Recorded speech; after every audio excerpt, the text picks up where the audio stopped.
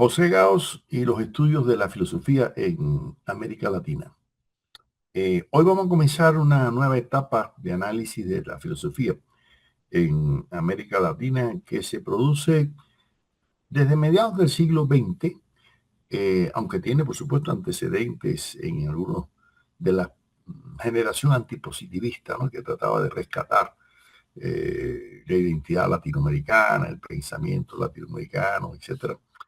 Pero hay un hecho muy significativo en la historia de la intelectualidad latinoamericana, no solamente en la filosofía, también en la literatura, en la medicina, en buenas ciencias jurídicas, y es la emigración española a la caída de la República Española en 1939, que, bueno, hay cifras de alrededor de 20.000 intelectuales, que es una cifra grande, españoles, que emigraron a América escapándose de la dictadura franquista de Franco, ¿no? Del falangismo de Franco, del fascismo, en este caso apoyado por Hitler. Entonces, en el caso de la filosofía fue muy significativo, ¿no?, la llegada de esta generación, porque eran hombres ya muy bien reconocidos, como el caso de José Gauss, que vamos hoy a analizar, que era incluso rector de la Universidad o de Complutense, la central ¿no?, de Madrid, de España, ¿no? Pero hay una cantidad de figuras importantes que van a marcar, incluso José Ferrater Mora, que después sería uno de los grandes filósofos españoles en el exilio, autor de magnífico diccionario, ¿no?, de filosofía. Juan David García Vaca, que es otra personalidad que se estableció en Venezuela y que ayudó también a reivindicar los estudios de la filosofía en Venezuela, ¿no?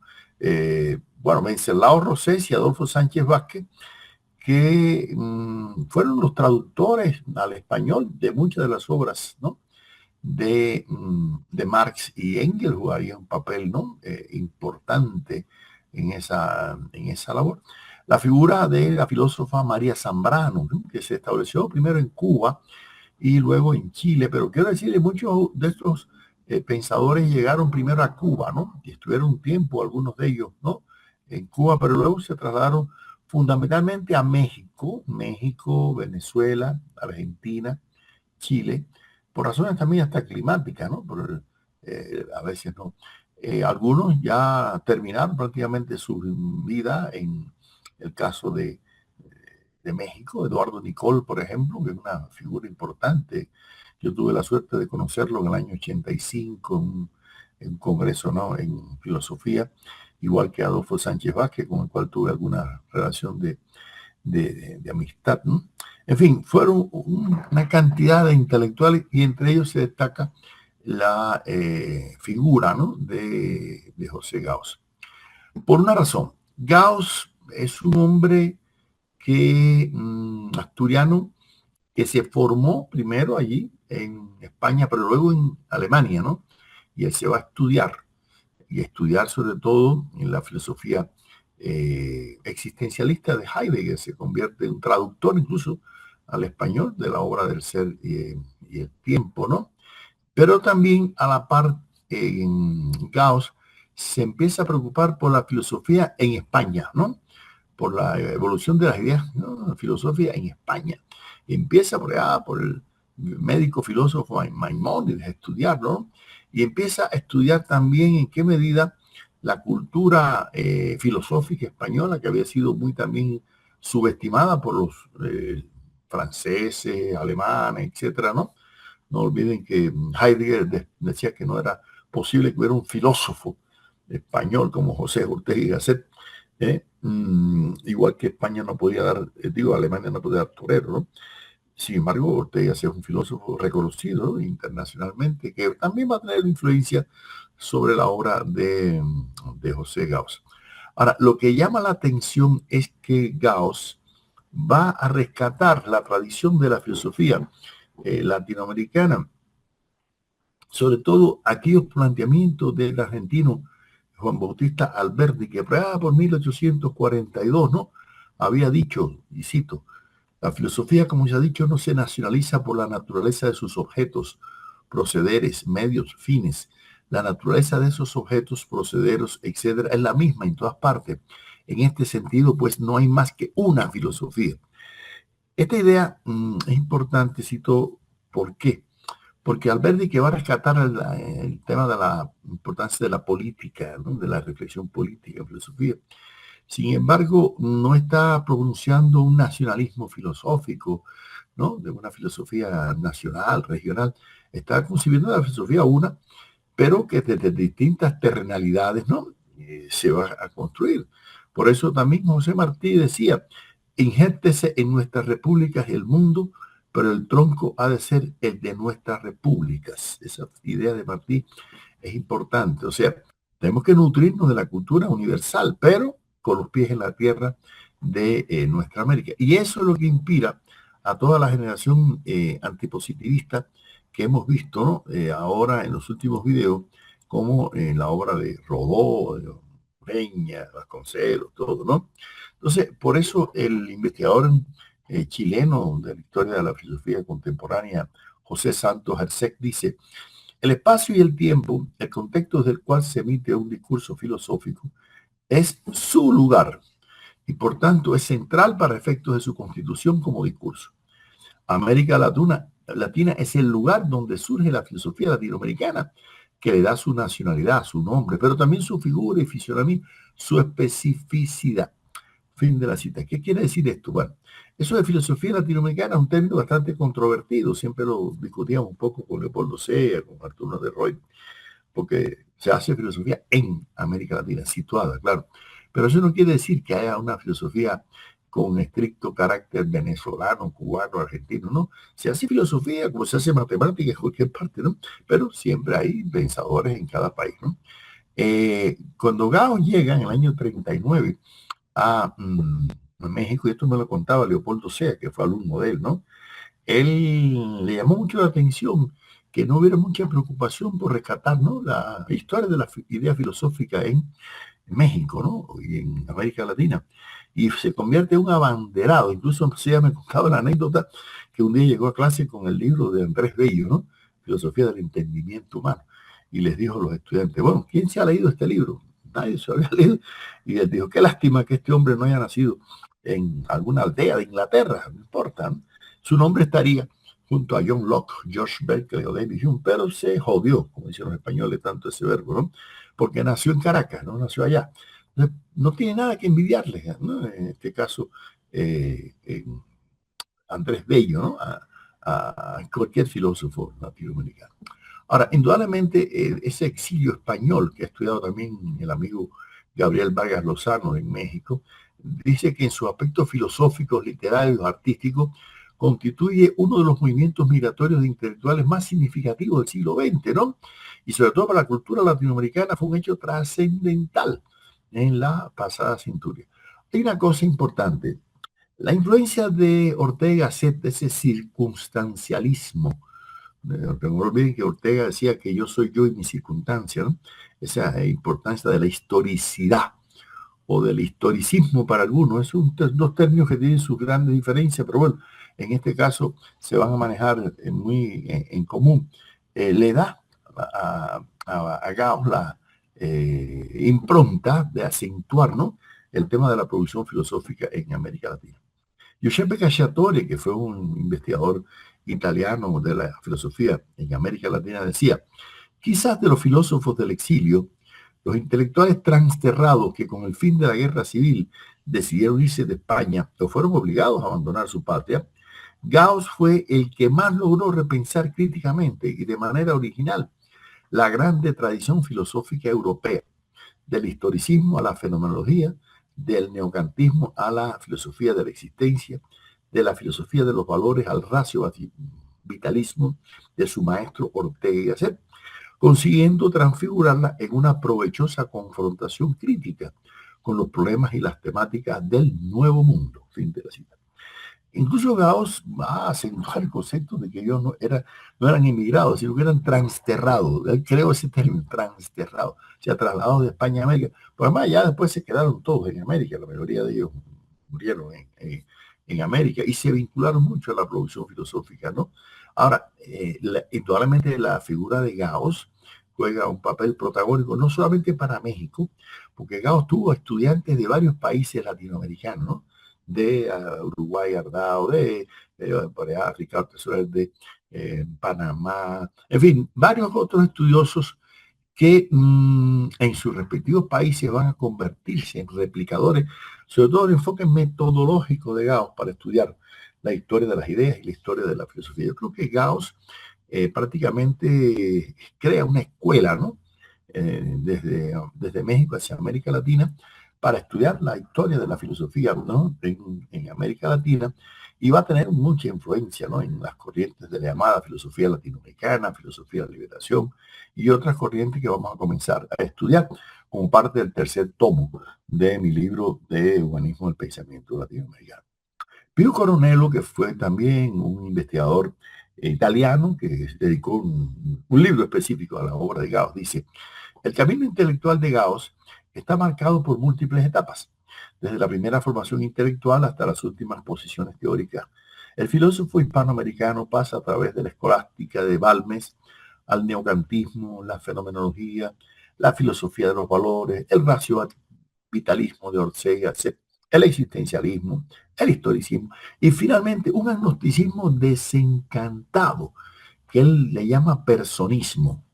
Si bien no es el caso de mencionar en este momento ese complejo camino en el pensamiento, es bueno indicar que en el ámbito fenomenológico existencialista, uno de los núcleos centrales de toda filosofía gaussiana y entre sus temas fundamentales, al menos, las cuestiones o las preguntas en torno a la existencia, a las categorías negativas de la razón y por tanto a la negación y a la nada son centrales. O sea, ya eso tiene que ver con su concepción filosófica, ¿no? Que se forma, como ustedes pueden ver, evoluciona por una serie de corrientes. Yo diría que se queda prácticamente entre la fenomenología y el existencialismo, si es que vamos a darle, ¿no? Alguna clasificación. Ahora, Gao lo que más le interesa es rescatar la historia de las ideas. Y es una de las cosas que va a criticar mucho en México cuando llegue, ¿no?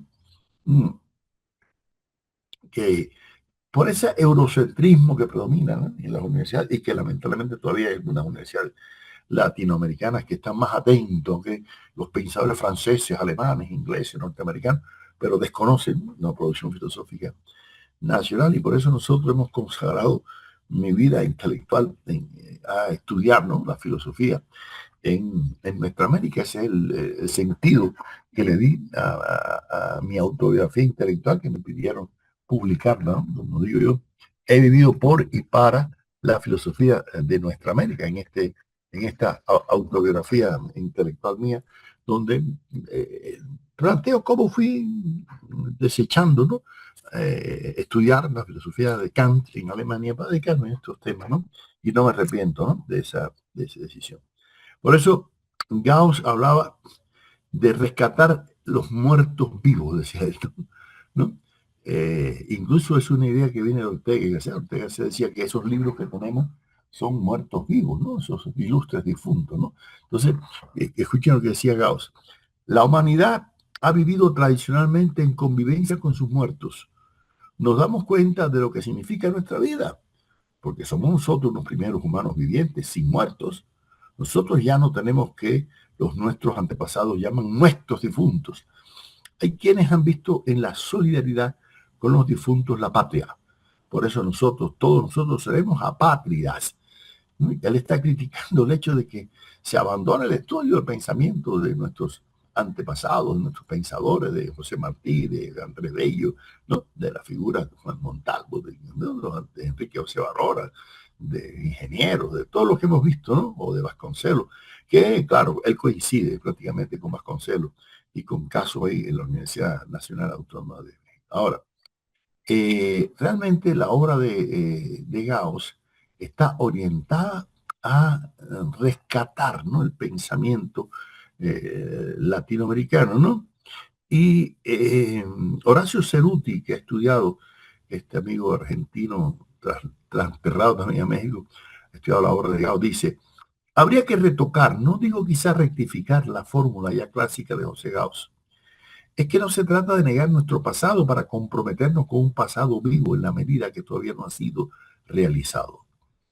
Es ese pasado vivo, son esos sueños no cumplidos, son tantos y tantos anhelos, dolores, quejidos y esperanzas las que todavía reclaman satisfacción entre nosotros. Fin de la cita de Horacio. O sea, Horacio está diciendo, es que rescatar las ideas de nuestros pensadores, de nuestros próceres independentistas, de la justicia social, de muchas cosas, ¿no? Que no se han logrado. Y Gao lo que va a sembrar en sus discípulos, y sobre todo en su mayor discípulo, que fue Leopoldo Sea, que lo estudiaremos posteriormente, la idea de rescatar la huella de la filosofía en América Latina, ¿no? Esa es la tarea, ¿no? Y por eso Gauss, que en primer lugar había tenido una formación filosófica muy sólida, ¿no? Él en 1958 hizo una confesión autobiográfica, ¿no? De su evolución y decía, cito, hacia 1930 empecé a hacer el conocimiento de Heidegger y ya entre 33 y 35 el de Dilthey. En suma, que he vivido como la verdad, por lo menos la escolástica de Balme, el neocantismo, la fenomenología y la filosofía de los valores, el existencialismo y el historicismo, aunque no, estos últimos ya no pude acogerlos como la verdad, ya estaba escarmentado por la sucesión de verdades anteriores, pues, ¿a qué puede mover semejante sucesión histórico-biográfica de verdades? Semejante sucesión vivida mucho más que la sucesión del pasado, sabida por la historia, a que sino al escepticismo. O sea, él plantea que en un momento determinado había pasado por tantas corrientes, ¿no? Filosóficas, que llegó un momento, ¿no? A caer hasta en el escepticismo, en la duda, ¿no? De la validez de la verdad, ¿no? De todas estas ideas. Incluso hay una cosa interesante, Gauss era un hombre religioso, ¿no? Creyente en Dios. Y incluso se forma en la escolástica de Balmes en España, ¿no? Pero llega un momento en que empieza a criticar esa escolástica y a criticar, tratar de meter la religión en la filosofía, ¿no? Entonces, él dice que él se convirtió en un católico y religioso por intermedio de la filosofía. O sea, la filosofía lo liberó un poco, ¿no? De la creencia aquella de que todo lo tiene que explicar en Dios. Yo diría que coincidía con Voltaire, ¿no? Que decía que si Dios no existiera, habría que inventarlo, ¿no? Me recuerdo ese momento de 100 años de soledad, cuando García Márquez dice que en el pueblo del mundo olvidó la memoria, hubo que ponerle carteles, ¿no? A todas las cosas para recordarla, ¿no? Y pusieron un cartel que decía, Dios existe, para que a ellos no se lo olvidara, ¿no? Que Dios existe, ¿no? Entonces, Gao cae incluso en una postura escéptica con relación a estos temas religiosos. Él dice, cito, la verdad absoluta, por ejemplo, en poderes del hombre, en poder de un dictador, la verdad absoluta requiere, para no ser el instrumento específico de lo satánico, en su poseedor la moralidad absoluta. Por ello, sin duda, nos ha hecho a los hombres el beneficio sumo de reservársela para sí Dios. O sea, como diciendo, bueno, lo único absoluto es Dios. En los hombres no existe tales, ¿no? Verdades, ¿no? Absolutas, ¿no? Margarita Valdés, que es una investigadora muy prestigiosa en México, en la UNAM, dice, hay que tomar en cuenta que para Gauss la metafísica siempre constituyó la parte capital o medular de la filosofía. En el mismo discurso de filosofía se lee que la parte metafísica de la filosofía es el empeño capital cordial de la filosofía en su conjunto y que su éxito o su fracaso es el éxito o fracaso por excelencia o por la más radical malventura de la filosofía.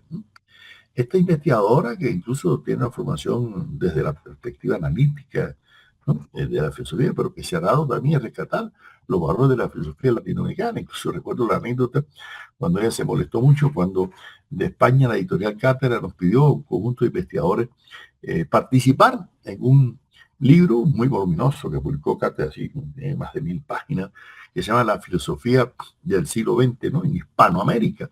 Yo colaboré con un pequeño trabajo sobre la filosofía en Cuba, Puerto Rico y Dominicana, pero lo que se molestó Margarita es que nos dedicaron menos de 50 páginas para toda América Latina y el libro tiene más de 1000 páginas. Entonces ella muy molesta nos pidió a todos los que habíamos trabajado sobre la filosofía en América Latina que hiciéramos un nuevo libro, ¿no?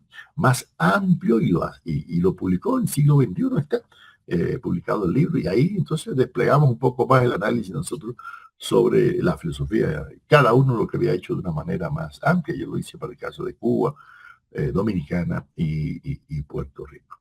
Ahora, indudablemente que la obra filosófica de Gauss significó algo en el mundo cultural latinoamericano, ¿no?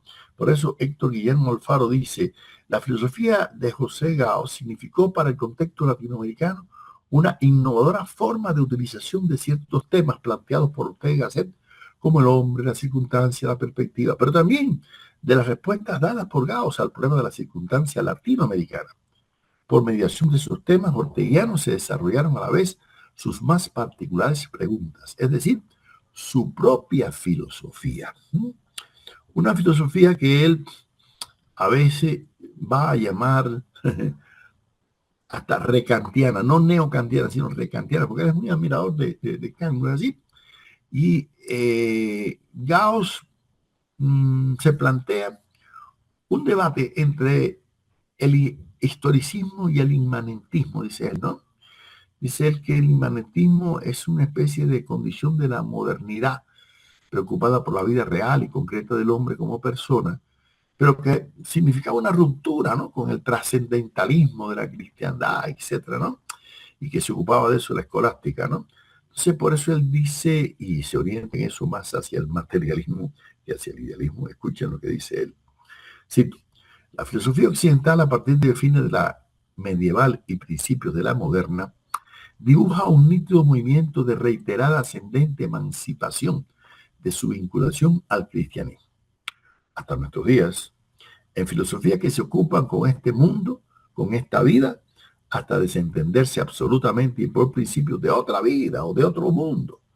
Fin de la cita. Así que él se da cuenta de que la filosofía moderna desde el Renacimiento rompe, claro, con la escolástica y no le preocupa tanto el mundo del más allá, de la gloria, del infierno. Esos temas no son temas de la filosofía moderna, sino los temas de la vida concreta, real, de los hombres aquí, en esta tierra, ¿no? Dice Gauss, un vivir la vida, el mundo, como si no se lo hubiera vivido como correlato de otros. ¿Por qué? Porque para él la filosofía tiene que preocuparse por los problemas vitales de la existencia humana. No por problemas trascendentales, ¿no? Entonces, en otro momento dice Gauss, la vida en el catolicismo, en la presencia de Dios, es la vida en la presencia de la muerte.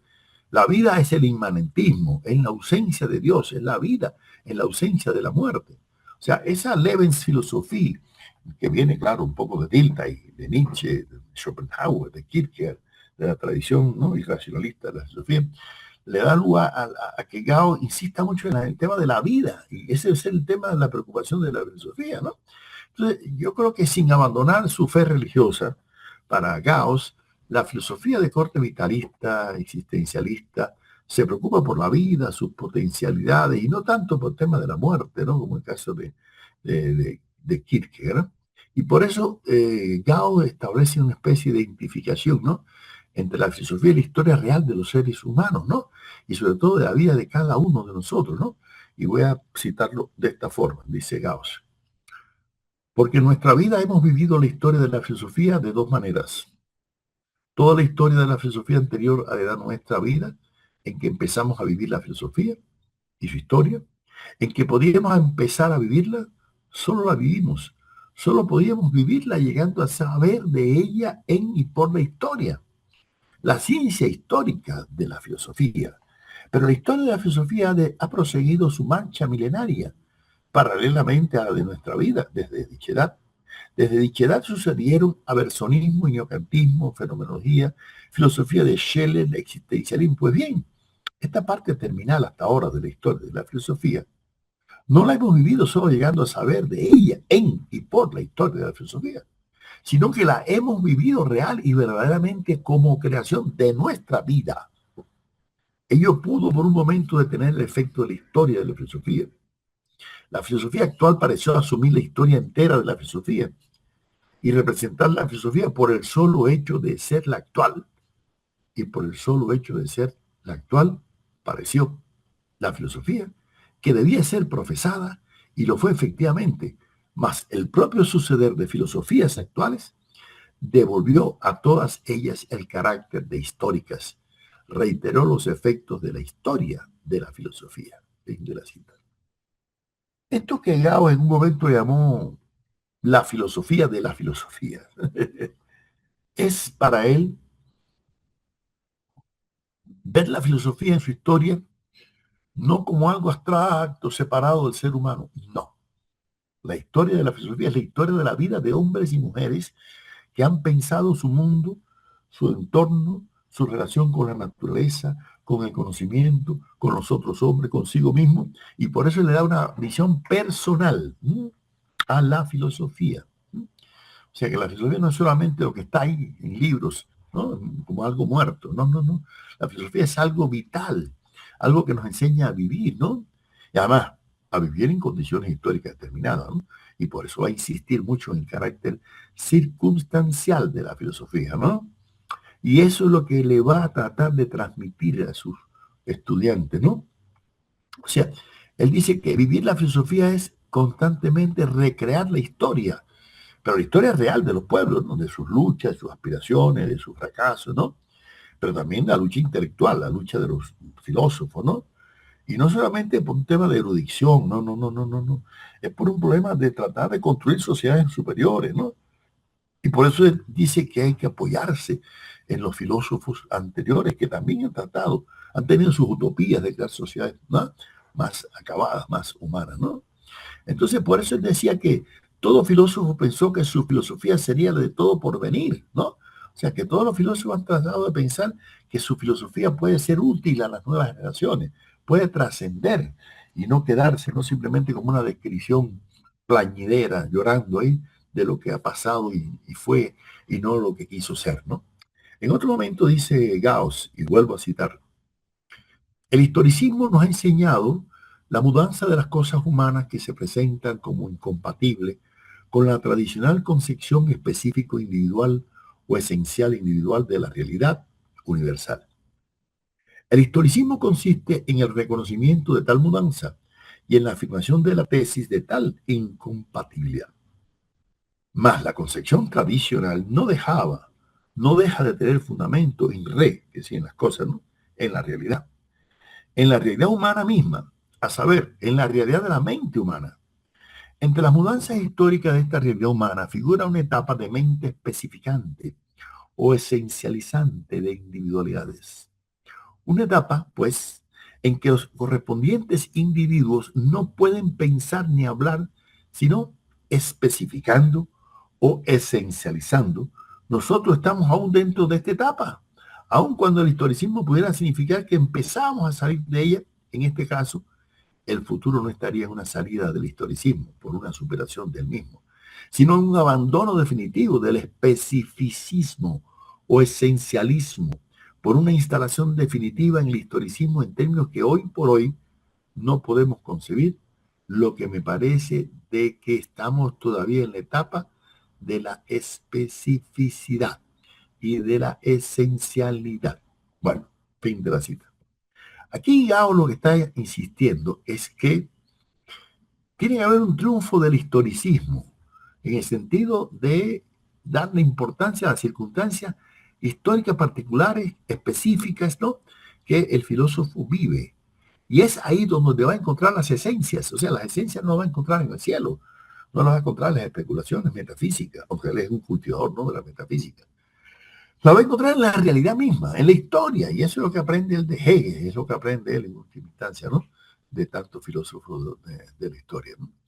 O sea, que es la terrenalidad, ¿no? Del historicismo, ¿no? Y es lo que él llama inmanentismo, ¿no?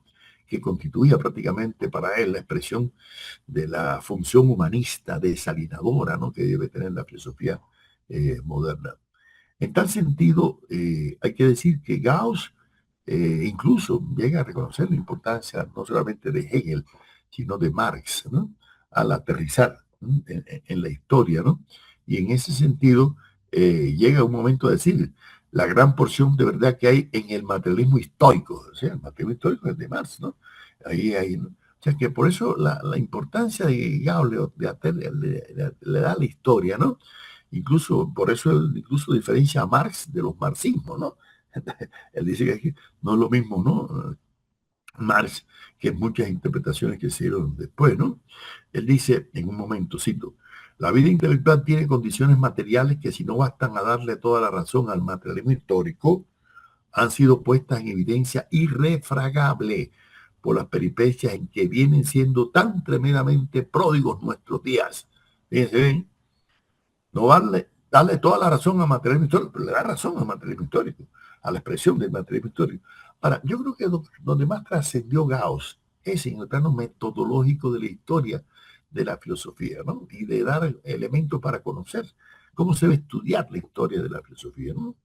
Decía él, cito, los historiadores de la filosofía han de ser filósofos. Hay unanimidad en que la historia de la filosofía ha de ser filosófica. Y no hay filosofía que no se conciba a sí misma en relación histórica a los demás, que inserta en la historia de la filosofía. Fin de la cita. O sea, que uno no puede hacer historia de la filosofía al margen de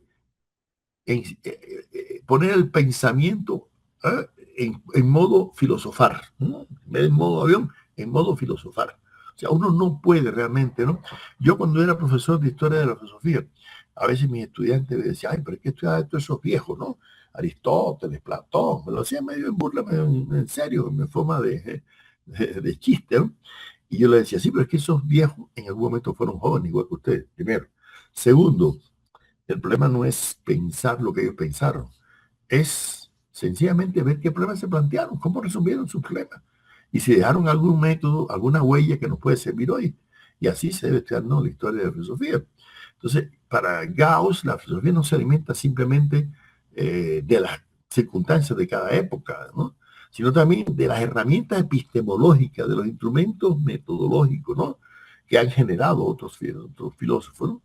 Y por eso es que Gauss se separó de aquella concepción neocantiana de Dindelband, ¿no?, de que la historia de la filosofía es una filiación de ideas, ideas que vienen detrás de la... No, no, no, no, no. Para él las ideas son reflejos de la realidad, de la sociedad, de la historia, ¿no? Así, de las circunstancias en que surgen las ideas, ¿no? Y no una entelequia de ideas que silvanan unas detrás de las otras, ¿no? Por eso dice, cito, los temas de los filósofos han sido temas de sus circunstancias y en ese sentido han sido circunstanciales, ¿no? O sea, que él insiste mucho en la historicidad, ¿no?, de que la filosofía tiene que ser renovada a partir del estudio de las ideas que hay en una época determinada, pero que se correspondan con la realidad social, económica, política. Y por eso es que él, sin que llegue a ser marxista, por supuesto, ¿no?, él reconoce que en Marx y en materialismo histórico hay elementos válidos de comprensión de la realidad y de la filosofía. En otro momento dice Gauss, más de una vez ya se ha señalado la deficiencia de representar el tradicional reducir la historia de la filosofía universal a la exposición de los filosofemas y de las puras relaciones entre estos. Con solo los filosofemas y las puras relaciones entre ellos, no solo no se integra una historia de la filosofía, sino que ni siquiera se integra historia alguna propiamente tal. Es decir, que la historia de la filosofía no es una historia de filosofema, de enunciados, de aforismos. No, no, no, no, no, no, no, no. Es la historia de las reflexiones teóricas de cada filósofo en su época, ¿no? Y por eso la gran importancia que le da Gauss es no hiperbolizar lo nacional o lo continental o lo regional, pero sí tomar en cuenta que se hace filosofía en México, en Cuba, en Colombia, en Argentina, en América Latina, ¿no? Y por eso llega a decir una idea que después sea la va a retomar muy fuerte. Dice Gauss, americana será la filosofía que americanos, es decir, hombres en medio de las circunstancias americanas, arraigados en ellas, hagan sobre su circunstancia. Penetrar con la mirada cualquier cosa hasta su principio, en esto consiste filosofar.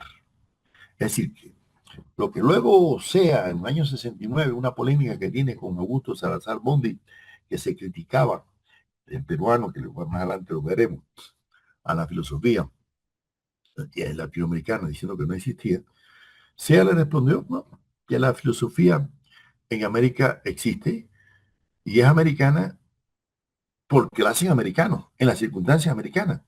Y lo de americano le vendrá por añadidura, esa palabra de por añadidura le viene de su maestro José Gauss, ¿no?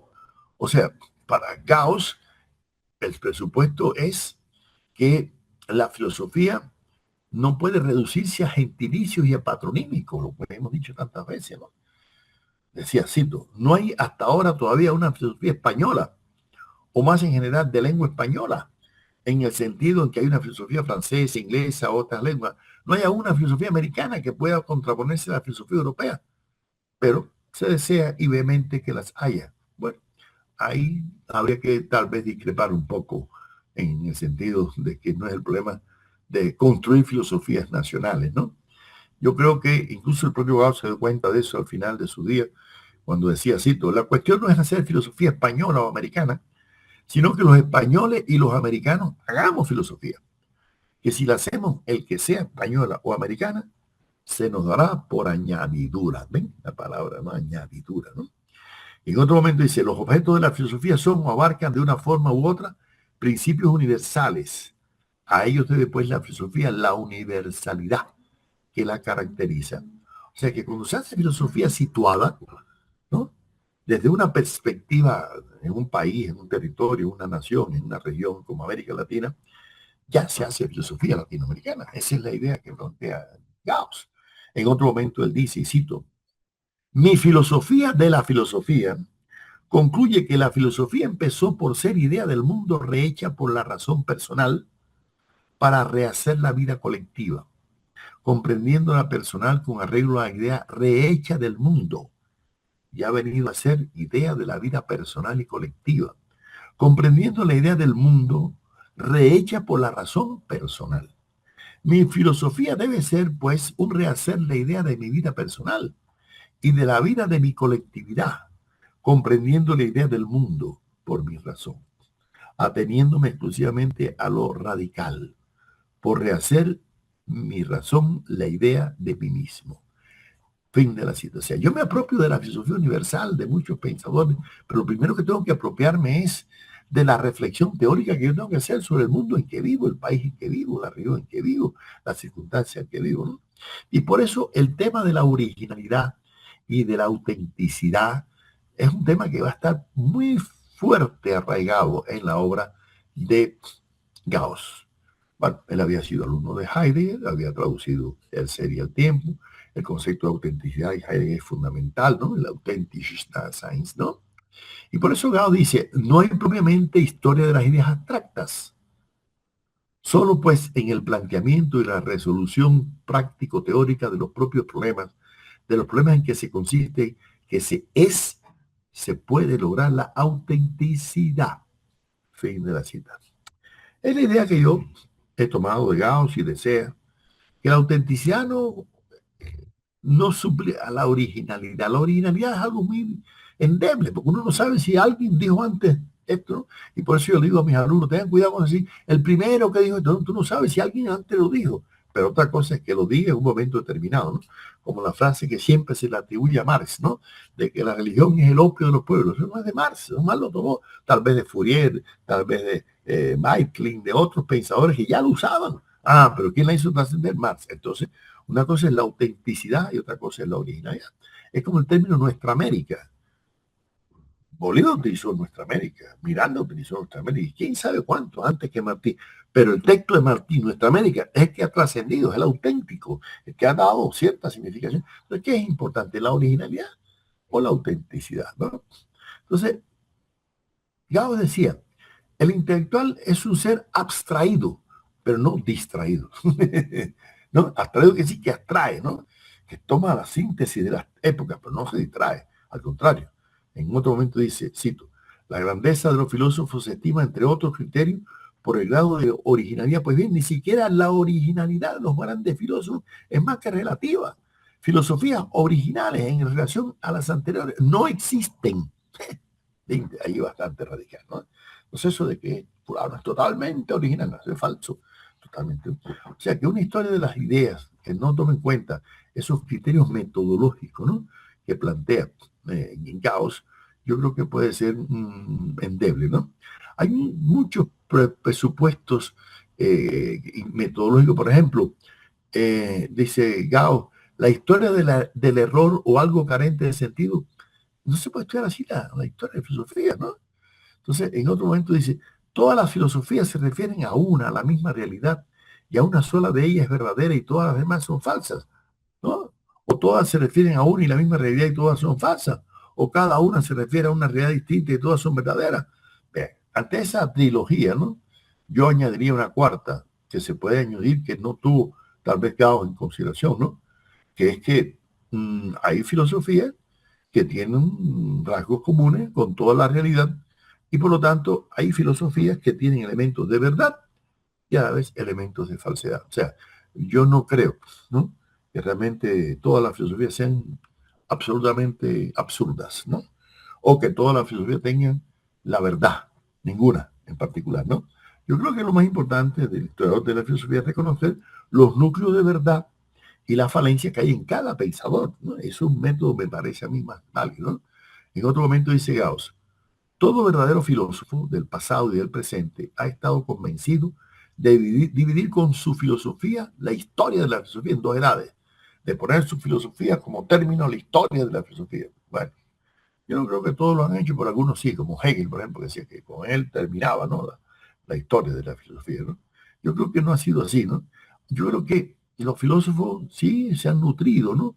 De la filosofía del pasado y han tratado de proponer ideas nuevas, superadoras, pero no todos han caído en esa megalomanía, ¿no? Narcisista, ¿no? De pensar que él es el último filósofo, ni mucho menos. Ahora, él ve la filosofía y la cultura como una tradición recreada que constantemente se nutre del pasado, ¿no? Y que le va aportando nuevos conocimientos. Y así debe ser la filosofía latinoamericana para proyectarse hacia el futuro. En otro momento cito y dice, la filosofía pasada será filosofía o no, según las decisiones de la futura. Los maestros son hechos por los discípulos, el pasado por el presente, puesto que la dependencia del pasado de la cultura, histórico o humana, respecto al presente es un hecho. Pensemos que el pasado humano ha de ser una realidad tal, hecho de una materia tal, que sea susceptible de ser deshecho y rehecho retrospectivamente por el presente. Fin de la cita. O sea que su perspectiva es eh, muy optimista respecto a que la filosofía va a surgir para estimular el futuro, ¿no? Y entonces en eso mm, Gauss da, como es un buen conocedor de la historia de la filosofía en España, quiere dar la recomendación también a los latinoamericanos que no continúen con esa xenofilia intelectual de pensar que todo viene de España. O sea, él es un crítico del eurocentrismo, ¿no? Y él es un crítico, ¿no? Que no se puede, ¿no? Entonces, a veces incluso llega a criticar, dice, la cultura europea se cultiva en los países hispanoamericanos más que la de ellos mismos, más que de la propia. Es un error, hay que conocer todas las, ¿no? Entonces, él dice, existe una escolástica española que se extiende desde Vitoria hasta Suárez y que tiene una localización que le da carácter nacional en grado no conocido hasta ella por la escolástica. ¿Ves?